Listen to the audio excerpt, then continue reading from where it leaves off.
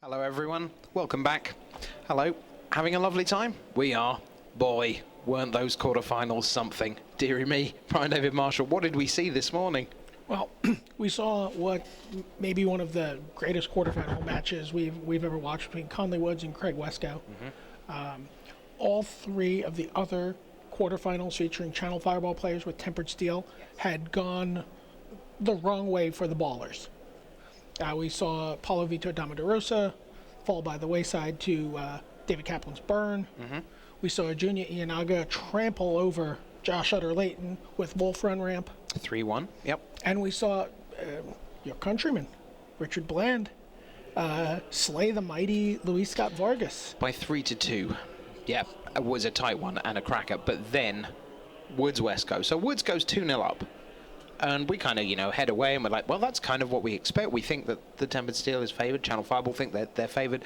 Wescoe edges his way back in by basically stealing everything important that moved. That was the key thing. You kept seeing Oblivion Ring and Fiend Hunter reaching across the table and just going, I'll have that for a while. It's like you didn't cast it. It was basically a time walk. You were just going, oh, well, yeah, we'll pretend you didn't have that turn. It's gone away. Your hero's gone away. This has gone away. That's gone away. And that happened through game 3. And then it happened again through game 4. And that took us to game 5, and a card that Wescoe is very sweet on is the Geist of St. Traft.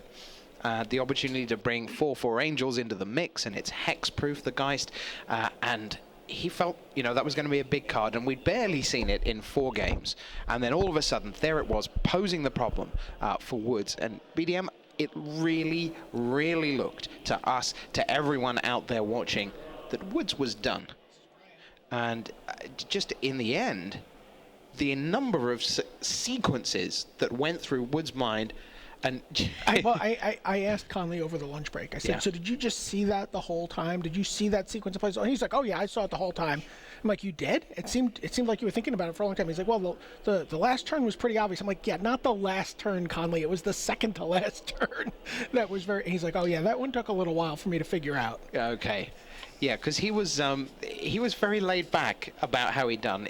He kind of went, so that was awesome, and there were people kind of crowding around him to go, that was just the amazing thing ever. And he was like, thought I played well. He did. He did. I mean, he's been very even. I mean, we don't actually know how he is when he loses, since he hasn't lost. But in the past, when Conley's winning, he's been very, very high on the wins.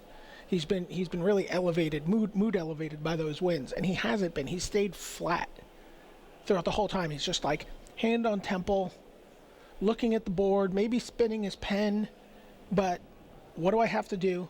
Who do I have to kill? Who do I have to run over? What do I need to draw? What do you not need to draw? Just running through those questions, focused on only one thing, playing the best Magic of his career. But you talk about being flat. Let's talk about, stop me when I get to the song and dance, man, where it's all bells and whistles and fireworks.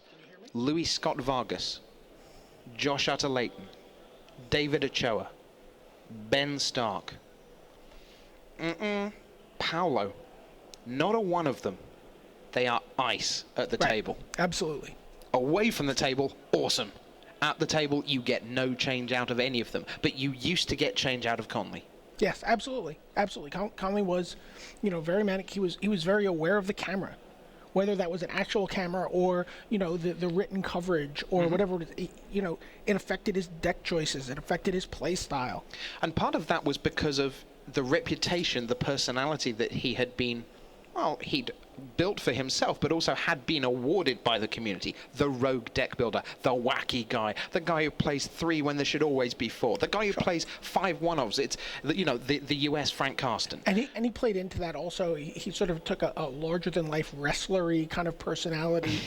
No, over the last 2 seasons, has really, kind of come off the top rope in everything he does.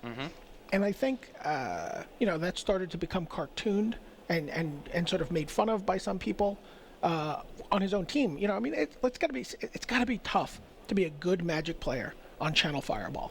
Yeah, when you're in the top 50 players in the world, let's say, and yet you are number 14 out of 15 in a room. Right. There's 15 of those guys, And he said himself, I'm basically number 14. I won't tell you who's 15, but he's basically 14. And if you play draft after draft after draft with these guys and you get beaten and then you lay out your deck and they're going, you're an idiot. What do you play that for? Seriously, you know, of course you're 03. And then and then at some point, you're arguing with them. You're in character, and then at some point you go, oh, wait a minute. Luis wins more than I do. Ben Stark does better at limited than I do. Paolo has 7, now 8 Pro Tour top 8s. Right. And That's more than I have. Oh, maybe there's something there. Maybe these guys can teach me something. Discipline. Yeah. And there is the word. And that is why Conley Woods right now is in the semifinals of Worlds. And interestingly, you said that on the other side of the pond, as you like to say, Richard Bland had kind of a similar grooming process. Yeah, absolutely. From some fairly some fairly bullying treatment from the Orsini Jones brothers. Sure, and Dan Gardner, they're very outgoing players, and they're good. I mean, these are people who've been in and around the top 8 of PTs and nationals and non-national teams, and they're good, and they know they're good in our small community. And Rich was along, and he kept coming back and kept getting hit, metaphorically, thankfully. And then he'd start going with them to European GPs because there was some floor space, and he'd go and he'd learn and he'd watch them on day 2, and then he'd join them on day 2, and then he'd start getting 32s and 16s, and now here he is, 3 Grand Prix top 8s, the finalist last week in San Diego. They're all home watching on their computers. Yeah, and he's here busy playing for many thousands of dollars, and it is a terrific story, and he's done very, very well. Now, 2 more people in the semi-finals. Standing in those 2 players' way, for Conley, it's Jun'ya Iyanaga, the Magic Online Championship player. Didn't make it to the final of that, but has made it to the semis here. No unified belt this weekend. No unified title belt, indeed not. I wonder what that would actually look like, a unified title belt. We might explore that another time. Melt down the 2 trophies. Oh, okay, that sounds good. Jun'ya Iyanaga is basically facing exactly the same deal as he was in the quarterfinals when he fairly comfortably beat Josh Utter-Leighton by 3-1. Give us grounds for optimism. Conley's not lost a match. That's fine, but he is still facing the exact same match. So, well, you could assume that Iyanaga is a 66% favorite. Okay. Against the archetype. Mm-hmm. He'll be playing it for the 3rd time. Maybe the 3rd time's a charm. He played against Luis Scott Vargas in the Swiss rounds and beat him. He played against Josh Utter-Leighton in the quarterfinals and he beat him. Yep. And now he's playing in the semifinals against him. I feel like the deck is overwhelmingly favored. I think it's more than 66%. Okay, so to give you some insight into what Conley thinks, to mark your card for what you're going to actually see on the table. He thinks, let's have a fast start. Let's see plenty of heroes of Bladehold because they can win games outright. That is his basic starter for 10 plan. And let's not see lots of mana acceleration into Titans. The other one, briefly, in Richard Bland's way, David Kaplan, mono red. Kaplan thinks he's toast. Fair? Kaplan does not like this matchup. He has a fairly radical plan should he find himself in a 1-game hole for the remaining 4 games. We'll save that until we get there, but he's thinking outside the box. Okay, well, the players are ready. We have Conley Woods, yet again, of the United States. We have Jun'ya Iyanaga of Japan. We have Richard Bland of England. And we have David Kaplan of Canada. It's time for the 2011 Magic the Gathering World Championship semi-finals.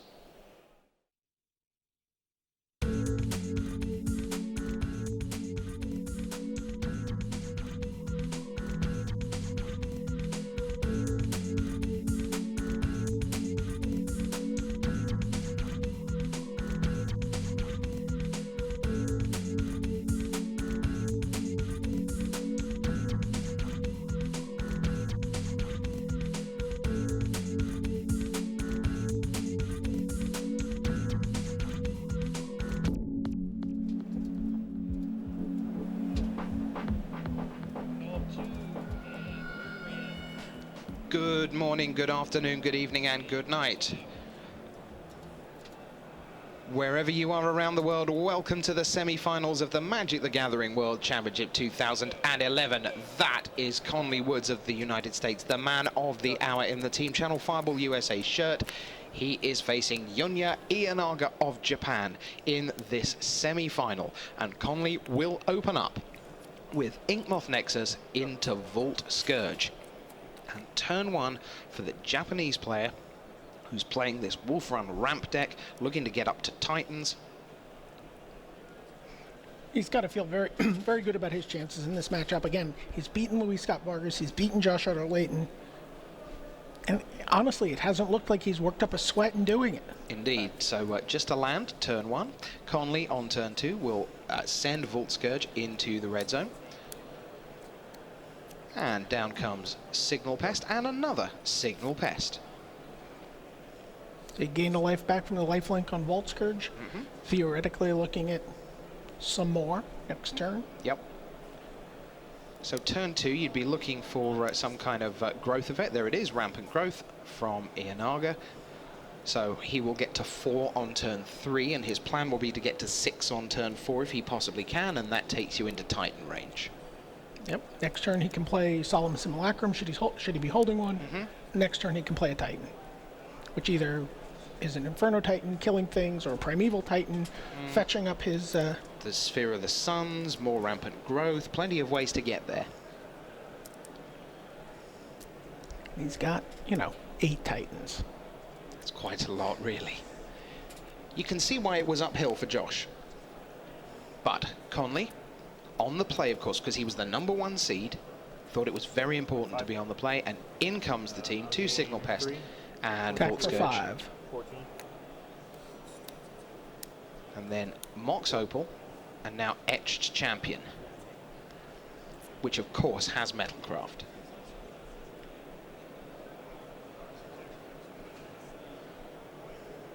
So a big turn coming now for Iyanaga. Can he get himself into Titan range? Or will he have to wait 1 extra turn? Because that 1 extra turn could be precisely the one that Woods needs to drive a truck through the game. Game 1 is not his best, most optimal build in this matchup. When he gets to bring in the Ancient Grudge, the Viridian Corruptor that we saw him use to... oh, but there's a Slag Storm. Sure. I can tell you that that is pretty optimal. Game 1 is over in the other semi-final, and Richard Bland of England leads David Kaplan by 1-0. That's not what he was... not what he was expecting. That was very quick. Well. Go. 1 card? 1 card. Oh, that is what he was expecting. I'm sorry, that's Richard Bland. I thought it was the other way. Yep. That's why I'm smiling. Neutrally. So, Iyanaga, 1, 2, 3, 4, 5, plus Birds of Paradise. That gets Titan #1 of the semi-finals. It is Primeval. What a belting card that is. It's been one of the defining cards in Standard for as long as it's been around, Yep. whether it's in Valakut or now in the Wolf Run ramp decks. And there is, I wonder why they call it Wolf Run. Well, there is Kessig Wolf Run that he's gone to get. It's also got, I think, a Parrot Inkmoth Nexus in play. Conley's Etched Champions still have protection from all colors right now, thanks to Metalcraft. Iyanaga is at 12. Reach out. One of the Titans gets dispatched. Well, the Titan. 8 and 1 poison. Yep. Yep.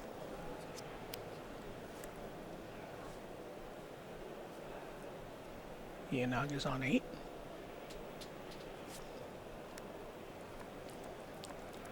Looks like he's got a fistful of land at this point.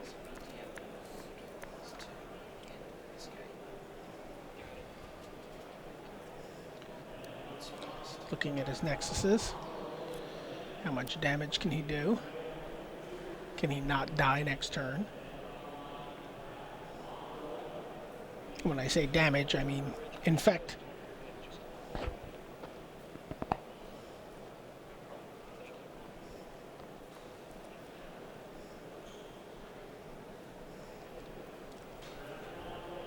So that dispatch for the Primeval Titan done Woods pretty nicely. Iyanaga doing the math. Keswick Wolf Run can pump a bunch. Not currently enough.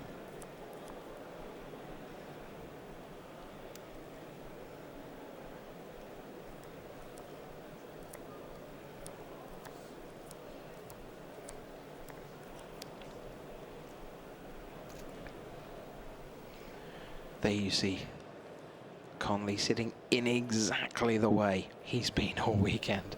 It's either that or the little resting of the head against the against the hand. Yeah, a bit like that, really. Iyanaga's trying to figure out if he has enough time to just wolf run and infect his opponent out. He has another Nexus in hand. He has not played. Yeah, he's not played a land yet this turn. Yeah.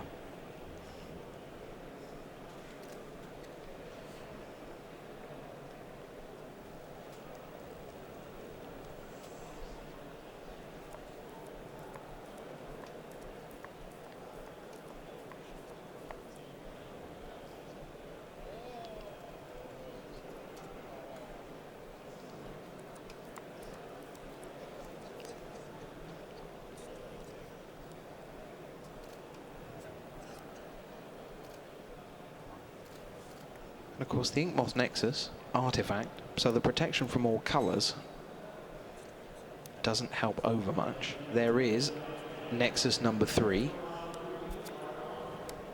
Iyanaga passes.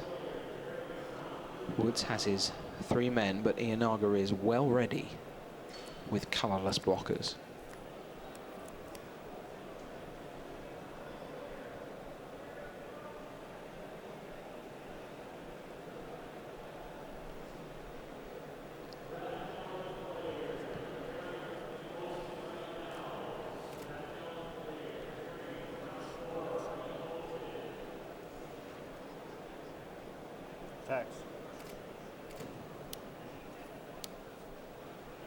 Attacks in.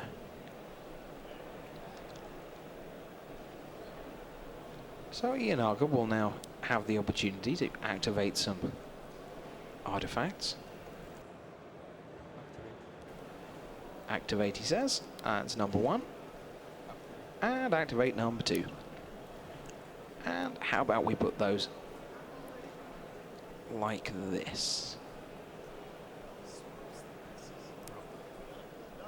Conley says sure. Keswick Wolf Run to pump the 1, so it's going to be all kinds of exchanges going on there. Now there is just Etch Champion in play. Go. Conley will pass.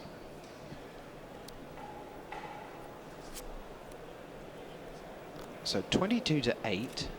Looks to me like Green Sun Zenith is on the horizon.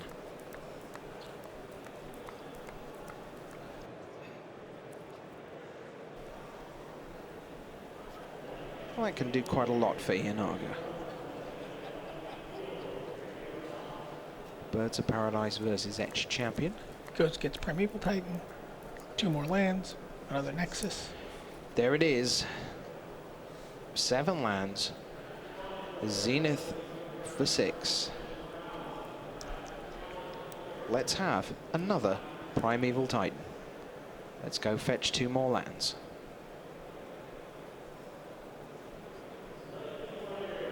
Do you know Denzel Washington's advice to Conley Woods before the semi-finals?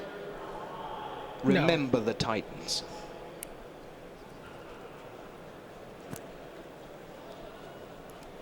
I'm as stunned silent as you are after Conley's win.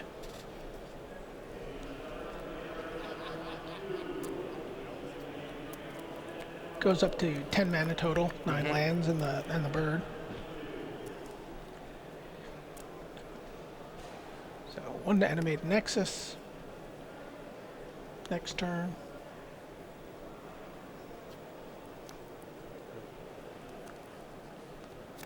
Back we go to Conley, who's got a couple of cards in hand. Including Tempered Steel. And White mana is sort of an issue for him here. Oh, there's... He turns on Metalcraft by activating his Ink Moth Nexus. And attacks. And he's at 23. So he's got one more go at it. There's no way that Iyanaga can quite get it done, even with Kessig, Wolf Run, and a million mana. Drawn an Inferno Titan.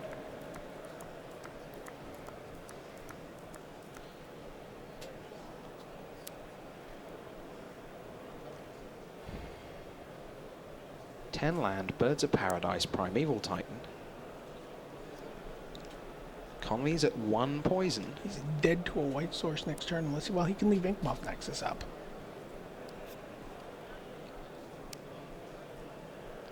How many can Iyanaga do by activating a Nexus? The Nexus back the other way.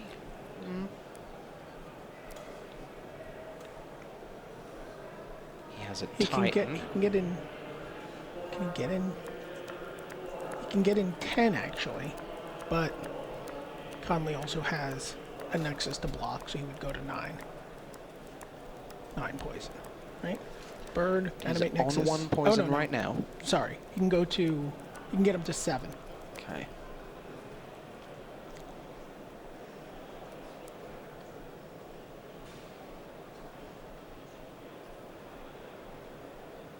So Iyanaga in that typical Japanese style, hand on the table, following through the permutations. Drawing a picture of Conley's coffin. And in comes Primeval Titan. Conley doesn't move a muscle. Iyanaga goes and fetches.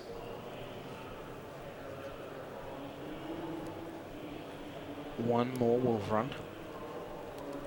Do they stack?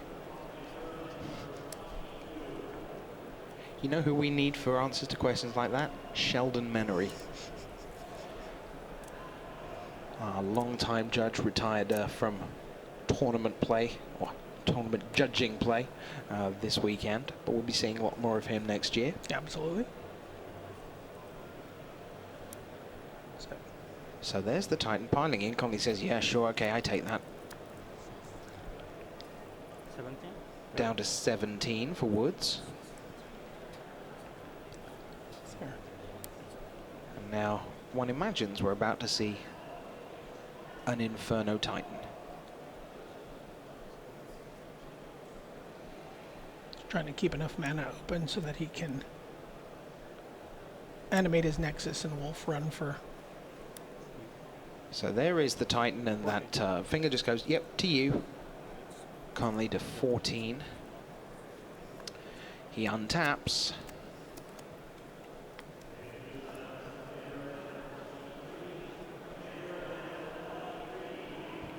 Flicks his 3 cards round and round. Tempered Steel, Etched Champion. Mox Opal.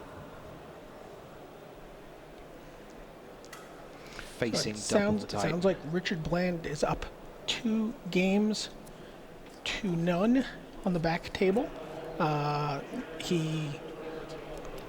David Kaplan threw a flurry of burn spells at him and sideboard cards. The radical outside the box plan did not work.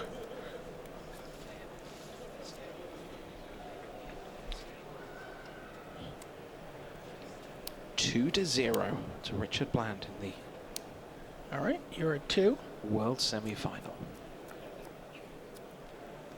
Attacking with Etched Champion.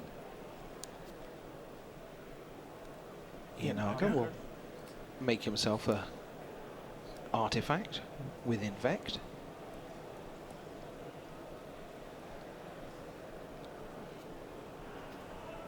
and eat the champion. Yep, that's enough for Conley. Okay, so it is 1-0 to the Japanese player, Jun'ya Iyanaga. It's pretty much routine, as we thought. Just accelerate, accelerate, get to Titan. There's a Primeval. You got rid of that. Okay, never mind. Here's another one. Oh, okay, that's bad for you. Here's an Inferno. Good game. Ooh. Not a lot to get excited about there for Conley. No, I mean he came within you know, a tempered steel at one point, I think, of being able to, you know, maybe sneak that through. But he's, did we talk to him about his sideboarding over lunch? My impression from the earlier,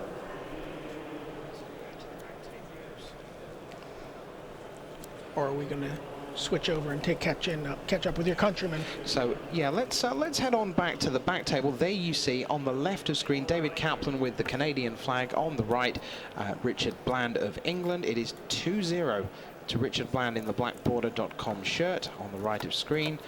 And these two will be getting ready for Game 3. Kaplan, who's been cheery throughout the weekend, except under extreme duress in the back end of modern BDM. He was a pretty difficult last rounds or two. With 3 rounds to go, he took a loss, and he looked distraught.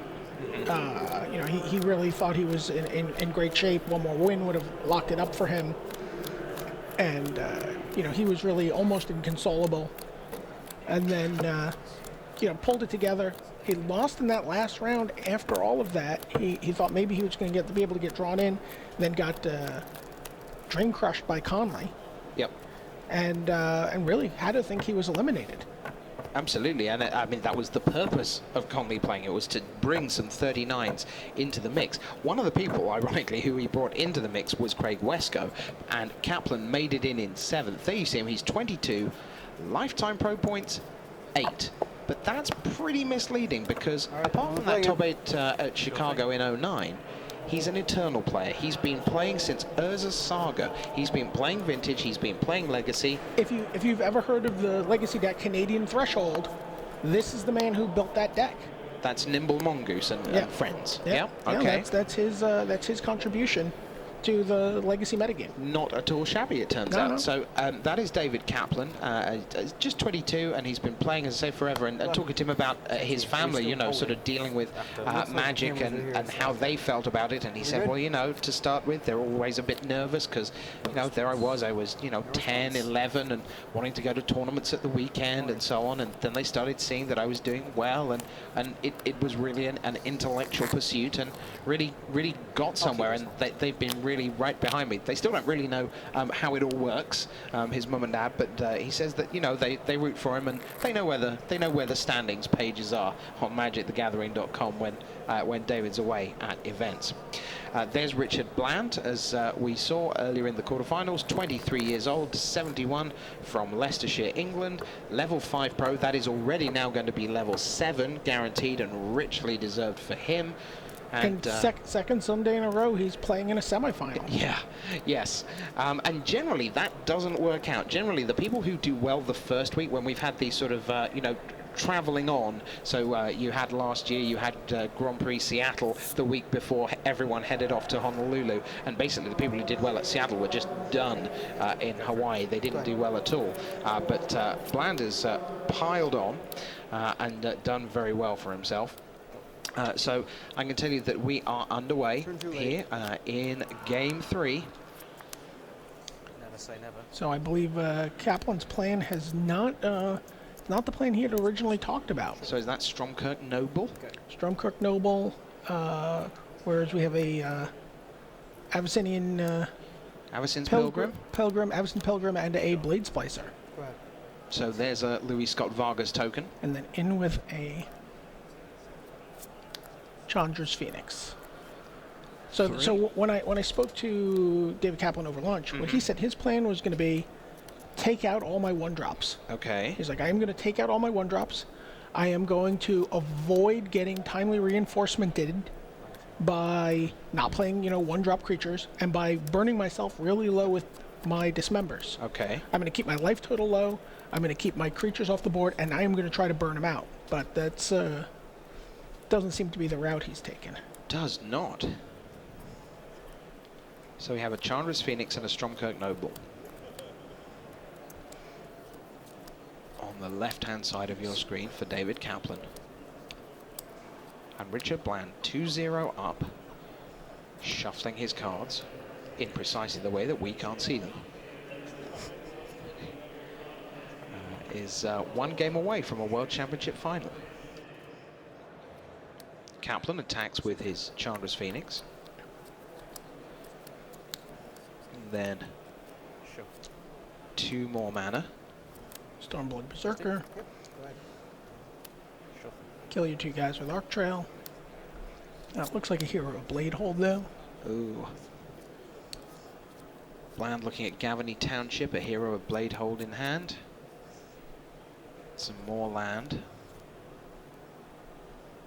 And an Avacyn's Pilgrim.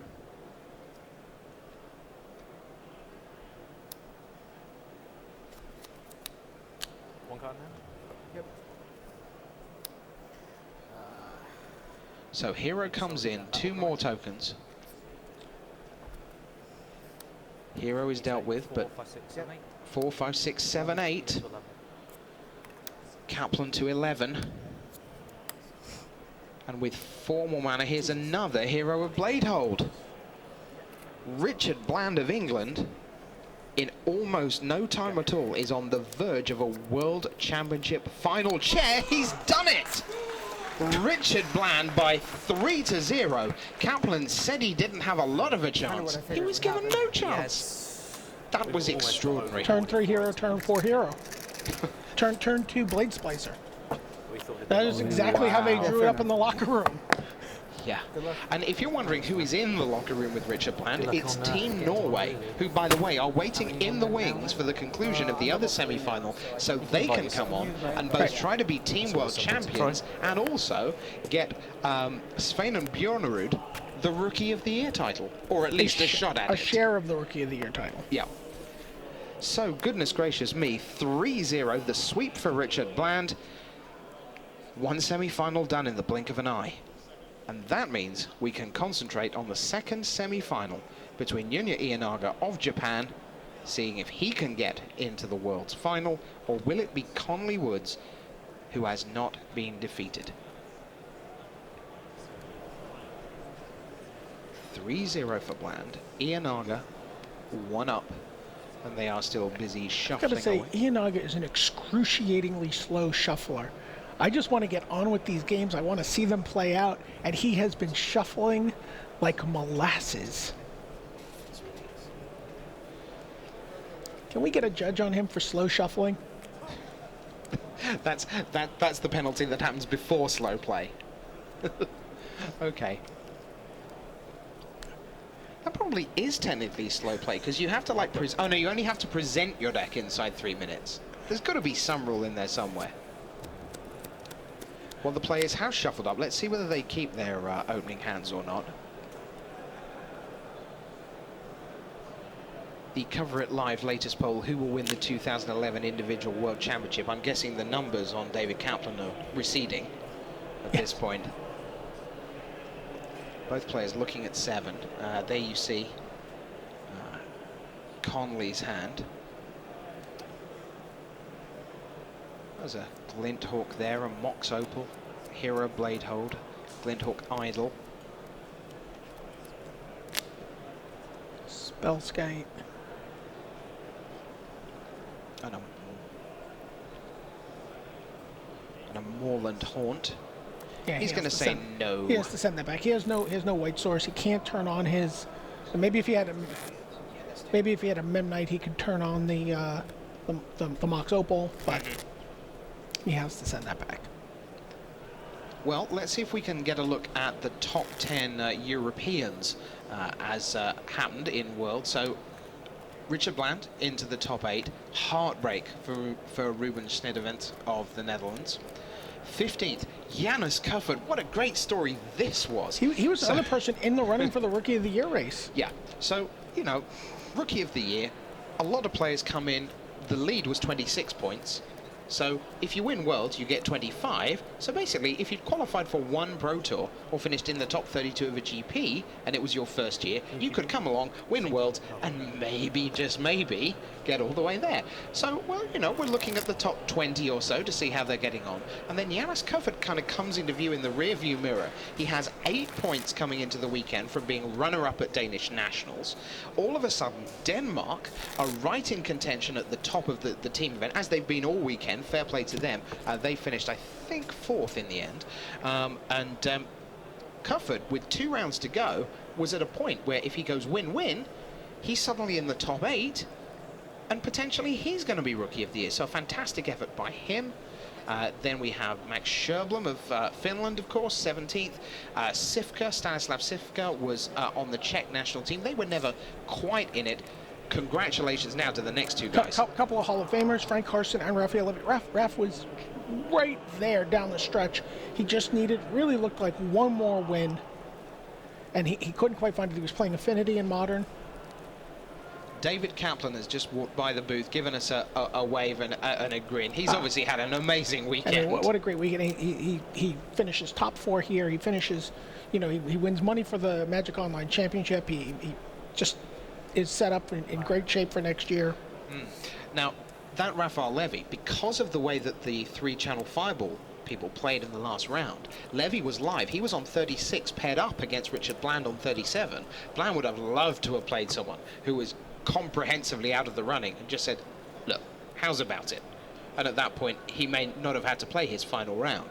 But Levy, of course, what a monstrous opponent to have to get past in the decider. And it went to 3 games. Levy was playing Affinity, and Bland was playing this big zoo list. And in the end, what it all came down to, and it was incredible tension, is that Levy, playing Affinity, got down a huge threat. He was ready to go with cranial plating for the win, and Bland was at the ready to destroy the artifact.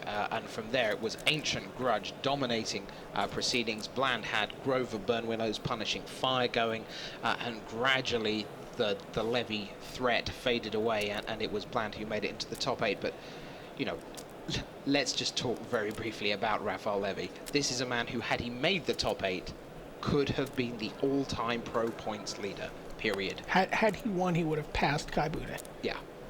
The man has been quite extraordinary. The most consistent player in the history of the game. Not the most successful. Obviously, there are Paulos, and there are Gab Nassifs, and there are Johns and Kais, and there may be others down the years.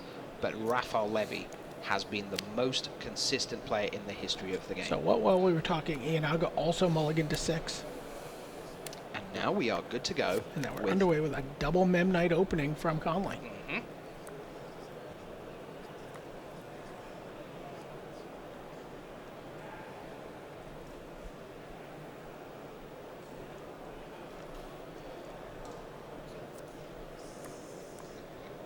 So Iyanaga will come up with root bound, crack tapped. 18. In I come for a couple. And I'll run out of Spellskite. It's not explosive though, is it really? I mean, I know 2 Mem Knights, that's all very nice. There's Sphere of the Suns, that's the first piece of acceleration for Iyanaga. So once again, he'll hit 4 on turn 3. 16. Another 2, 16. Down comes Etch Champion. All right.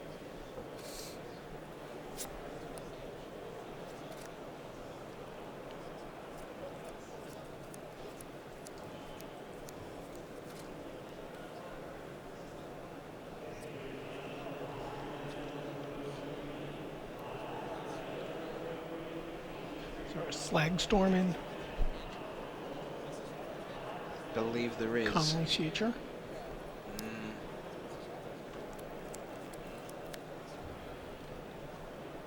And there's a Green Sun Zenith in hand for Iyanaga. Looks like wave So number 1. So he can Green Sun Zenith here for Viridian Corruptor if he wants to deal with the Spellskite. He can Slag Storm, take out 2 Mem Knights, possibly finish off the Spellskite with a removal spell, and have Conley sort of comfortably off Metalcraft, pending, the remaining cards in his hand. Seems to be what he's thinking about here. So 20 to 16. And Looks like he's going to go with the Slag Storm plan. Yep.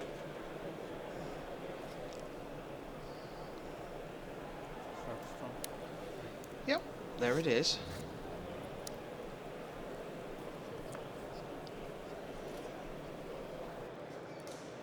Now Iyanaga has Sphere of the Suns with 3 counters on.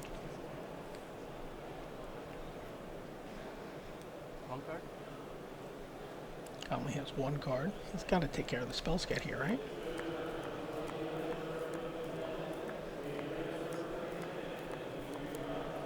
Yep, there it goes. Oh. Makes him pay 2 life to kill a spell skate. So we By go aiming back. it at the etch champion. Go back to Conley Woods, who has Tempered Steel in hand and a land, which is far from dreadful. Well, 12. We've seen an Inferno Titan in Iyanaga's hand, which he will not get to this turn, but will next. Flicking Forest. He can just Sphere of tutor the up. He can just Suns. tutor up Viridian Corruptor this turn with Green Sun Zenith.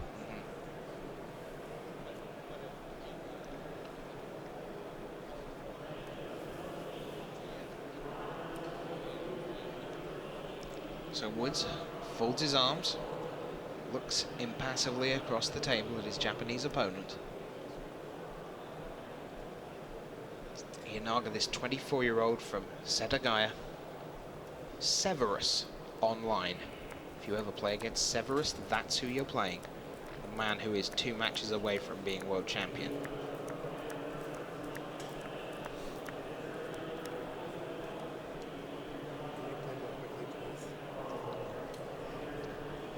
Perhaps frustrated with Iyanaga's shuffling, Judge Steven Zwanger has leaned in and urged him to play a little faster. Untimed, but still timely, is the deal. So Green Sun Zenith. It's like you knew.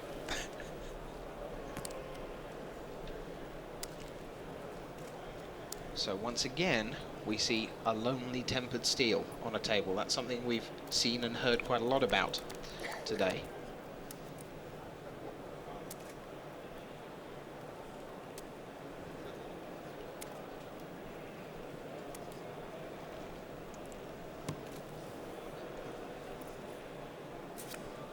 Conley will untap. He's drawn Memnite. He's Get gonna- in for 3 infect counters.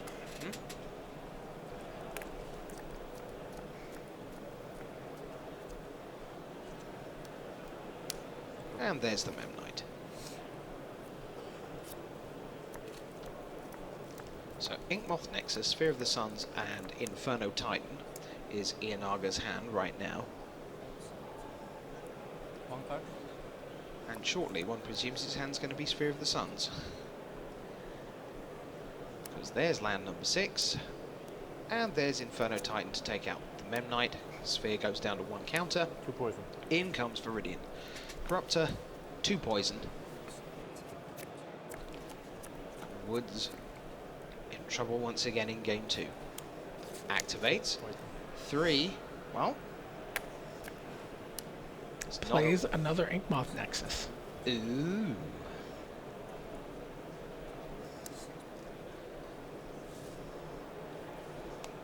Oh, it's Moorland Haunt, in fact. Oh, is that Moorland Haunt? Yeah. That won't help. No. Would not as optimal as an Inkmoth Nexus may have been. 6 Nevertheless- poison, 2 poison. Iyanaga is already at 6. And there is 3 more on the table in the form of Inkmoth Nexus.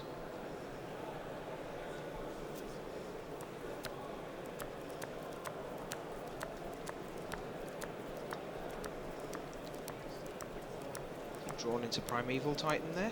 Looks like he may have done. Yes, he has. Which means he can go get 2 more Inkmoth Nexuses, or an Inkmoth Nexus and a Wolf Run.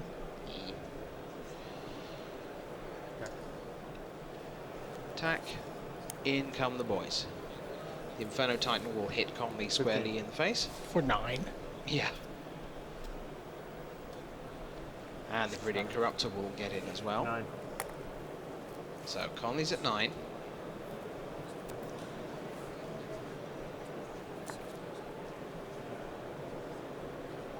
And the poison count will go up to 4. Sure. There is Primeval Titan. The last counter comes off Sphere of the Suns. I don't think that's going to matter in any way at all. So land tempered steel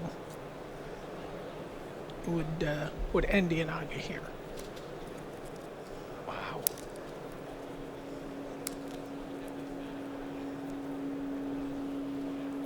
So there's still a chance for Yep. Conley Woods to even it up. I think it has to be land tempered steel. I believe the land is already sitting there. That would still be quite good, wouldn't it? Here we go. Huh, have a look at my 1 card in hand. Oh, stop teasing us, Conley. Oh. It was white, but it was a Glinthawk. We saw some pretty fancy footwork with Glinthawks. One wonders whether there is enough to save him here.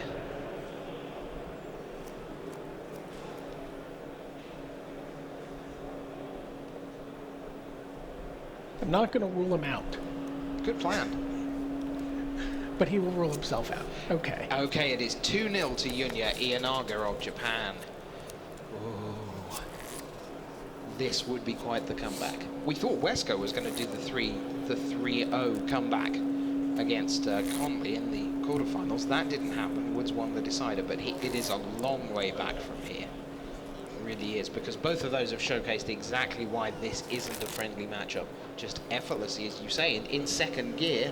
It's like not screaming. There's been no turn for Titan. It's just, yeah, get a 6, do this. Right. Pretty much, you Well, know. and he has Slag Storm and other removal spells. So this is Iyanaga's 7th game win this tournament against Tempered Steel. Oh, okay. Pretty good. 2 against LSV, 3 against Josh Utter-Layton, and two here against Conley.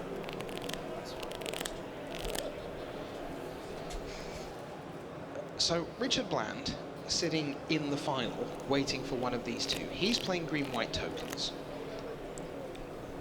Obviously, he is already expecting that he will be seeing Iyanaga.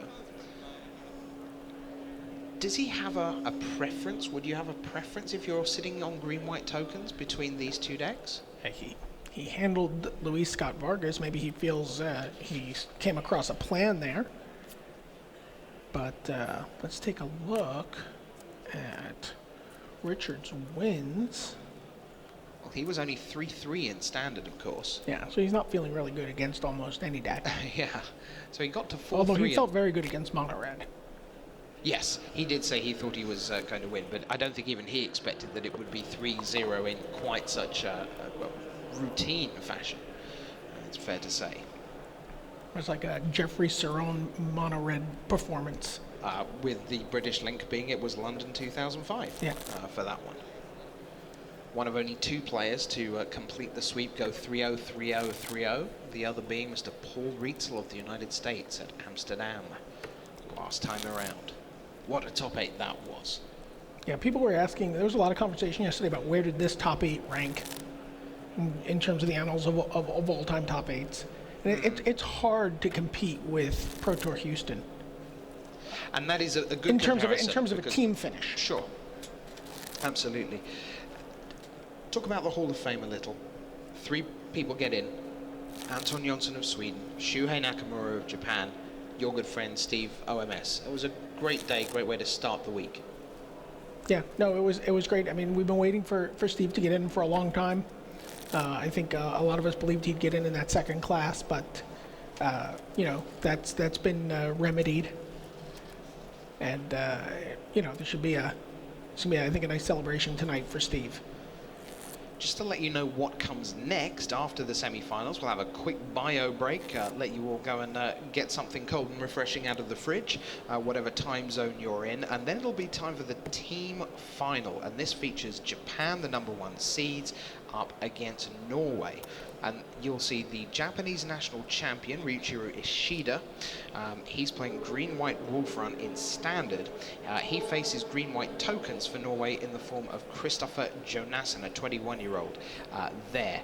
Next up, in Legacy, you'll see Japan's Tomoya Fujimoto playing show and tell, and he is up against the Norwegian national champion Andreas Nordahl from Trondheim, who's playing No Cat Zoo in Legacy. That's what they call that one.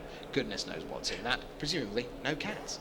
And then finally, you'll see Modern, which is Sveinung Bjørnerud from Trondheim again, the man who could share Rookie of the Year until a playoff with Matthias Hunt of the United States. He's playing Big Zoo in Modern. Which is the deck designed by Richard Bland. Absolutely. Up against, good luck, Pester Twin, played by the 2006 champion of the world, Makahita Mahara of Japan. I talked to the Norwegian team, and they were like, well, we think our modern matchup's pretty good, except for the part where we're matched up against the former world champion who, knows a thing or two about winning on a Sunday here at Worlds. Yes, absolutely. So Bjørnerud Mahara in Modern, Jonasson against Ishida in Standard, and Nordahl against Fujimoto in Legacy. If I scream, it is simply from watching Iyanaga shuffle. It is driving me crazy. This is going to be what makes me snap. I have not cursed on a webcast yet. This will be the one. Calm yourself. Calm yourself. It'll be all right. Richard's here. It's all right.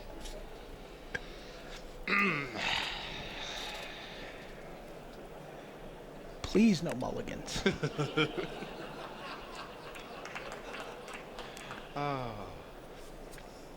Aren't you looking forward to being able to TiVo the top 8? All right, Conley is going back for 6. 7 for Iyanaga. Iyanaga also, he even makes his mulligan decision slowly. He waits until he goes through the entire ritual of shuffling Conley's deck before he decides whether or not he's going to keep his. He's busy thinking. Some players think.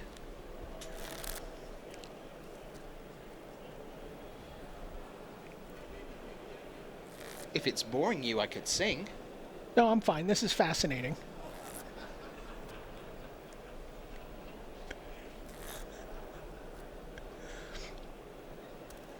Watch Conley shuffle, Iyanaga. See how he does it.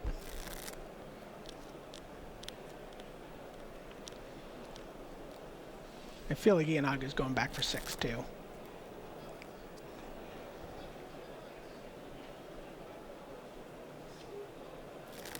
You and I see an awful lot of deck lists over the days. We pore over hundreds of the blessed things, and you see a deck like David Kaplan's standard list, which, you see all these 4-ofs left, right, and center, and you think, yeah, that's a nice, clean deck list.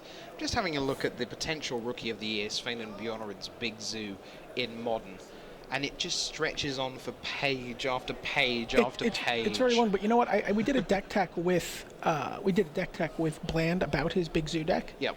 And I got to tell you, it was a very, very clean list. Sure. It's a very, very clean list. He's got 8 fetch lands. He's got 4 basics. Very, very straightforward. Not a ton of shock lands, not one each. He doesn't have to have the breeding pool in there. He doesn't have to have, he's not trying to do the domain thing. And he still has plenty of 4s. He's got Hierarch, a Cattle. I am currently holding Brian David's microphone off air. Oh, yes. Conley's loving every second. Conley is actually in hell. In case you were wondering where these players are, he is in hell right now.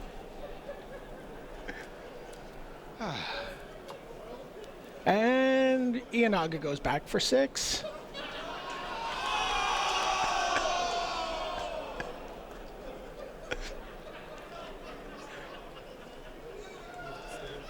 I think we should have a Cover It Live poll. What was the loudest cheer you've ever heard at Worlds? Was it Jun'ya Iyanaga keeping his 5? That was pretty good for Iyanaga. Just off screen, an electric cattle prod has entered the building. Iyanaga has played so much Magic this weekend too. And we talked about that with Kaplan, but Iyanaga has been You know, he played, how many rounds was the Mox? It was 4, 3, and 4? 4, 3, and 4. So 11 there, plus 18. That's 29. Wasn't on the team, so Right. just the 29. Just the 31. Oh, yes. So 31 right now. Brace yourself. Leave your deck alone. Leave it alone. It's perfectly fine. I can see land, I can see a rampant growth, I can see an Inferno Titan. That's more than enough. No one needs more than that.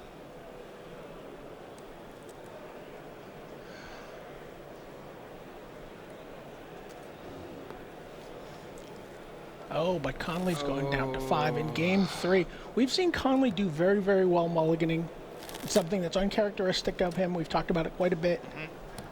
This is. I mean, you never want to see a player go down to 5 in a deciding game, but to see Conley going down to 5 is, it means good things for Conley. In the sense of that he's playing right. He's not just keeping a hand. No, He's not just looking at a hand that, you know, it's like doesn't have any of the cards he needs to win, and he's not just keeping it and crossing his fingers. Yes.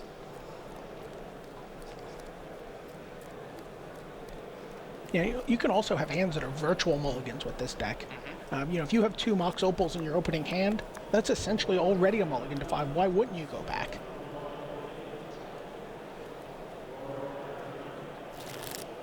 This could be the last we see of Channel 5 at Worlds 2011. 5 cards against a very unfavourable matchup. We've seen Iyanaga's hand of 6. He has acceleration with rampant growth.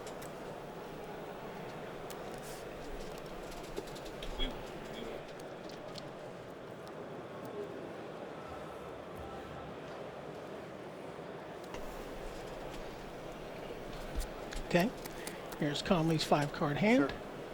And he says, sure. So we are away. Seachrome Coast into Vault Scourge and Memnite. Pretty good opening. Land for Iyanaga. Woods 18. in 18. 19. Woods goes up to 19. Go. Pass the turn off 1 land. Here's the rampant growth. Oh. You don't want to see it end this way. Yeah, one of the issues for the Tempered Steel deck is also how they're sideboarding. You know, in this matchup, they need to bring in cards like the 3 Hero of Bladehold. So he's going up a Glacial Fortress, up 2 Spellskite, up 3 Hero of Bladehold. He's going down 4 Signal Pass, down 1 Machias, and down 1 Origin Spellbomb. So it's a little challenging for him in terms of the hands he's going to see, because the deck doesn't have a ton of land. You know, it's light on mana. 16. Attack 16. Woods has Mox Opal. He's got a Hero of Bladehold. He's got Glinthawk. He's playing cautiously in terms of Slagstorms. There's Glinthawk. Return Memnite. he decides to hold back the Memnite. And there is Slagstorm ready. There it is. Empty board. That's Yeah, not Iyana's good. fine. He'll take any 2 creatures there. Go. Just pass the turn from Conley.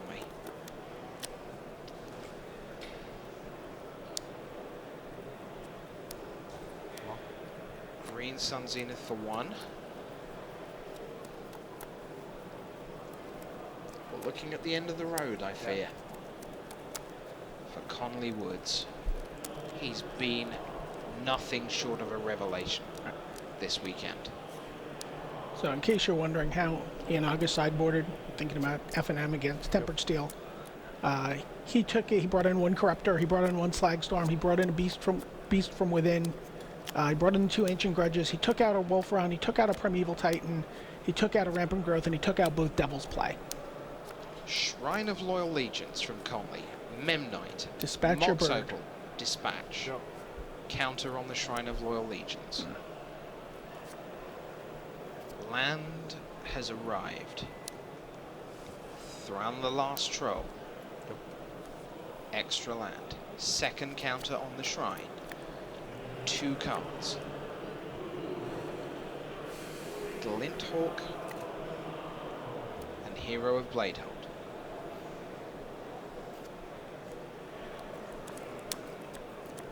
Woods brings out the Glinthawk. Shrine to 3. Replay the open. Iyanaga at 16. It's a long way off. There's Inferno Titan. 2-1. Woods looks.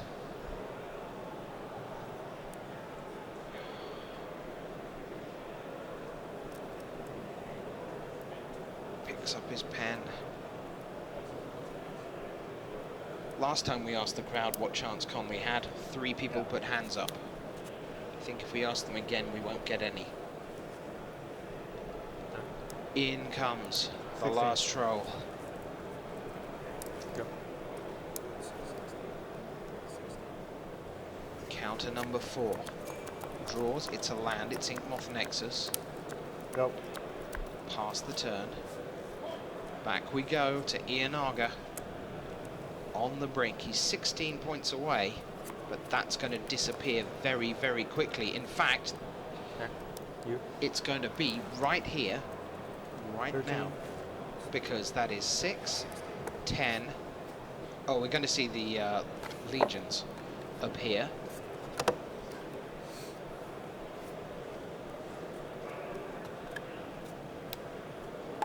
And get in the way of the Inferno. 9. But still, Conley piling down. You're going to see another Inferno Titan. Kill that. Moments from now, you're going to see a handshake. Conley could stack his deck at this point. I don't believe he has any. There is the handshake. Give a big round of applause for Conley Woods because he's had a phenomenal weekend. But it is Jun'ya Iyanaga by 3-0 who advances to the World Final 2011. 2 3-0 sweeps. And 2. And a pair of red decks to boot. Indeed. So, Iyanaga over Woods and Bland over Kaplan. Now, I know that we felt both of those were favoured. Yes. Iyanaga over Woods and Bland over Kaplan. Not that often you would expect to see the full 6. Just bang, bang, bang, bang, bang, bang, all business, all very straightforward.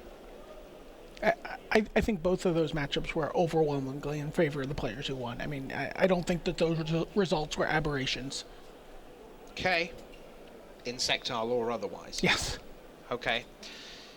So this is the way that things set themselves up. Jun'ya Iyanaga of Japan is through to the World Championship final. He will play for 50,000 United States dollars to the winner with Richard Bland of England.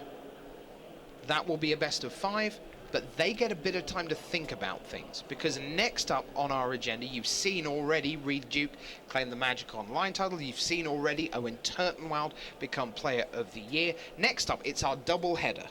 First of all, well, it's our triple header, double header.